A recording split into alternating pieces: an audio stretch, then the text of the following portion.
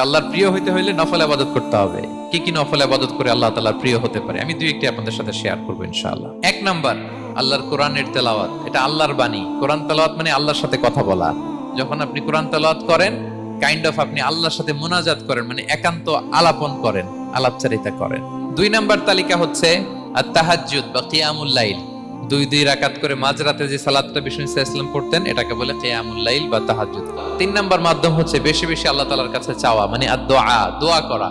বিষ্ণু সাল্লাল্লাহু আলাইহি ওয়াসাল্লাম বলেন আদ-দুআউ মুখুল ইবাদা, দোয়া হচ্ছে ইবাদতের নির্যাস। এবং আল্লাহর কাছে চাইলে আল্লাহ খুশি হয়, না চাইলে আল্লাহ বেজার হয়। বিনয়ের সাথে চাইতে হবে, চোখের পানি ছেড়ে চাইতে হবে, চাওয়ার মতো চাইতে হবে। চাওয়ার মতো চাইলে আল্লাহ দেয়। আল্লাহ তাআলা আমাদের সবাইকে তার প্রিয় ভাজন বান্দাদের তালিকায় অন্তর্ভুক্ত করে নেক। আমরা সবাই পড়ি আমিন।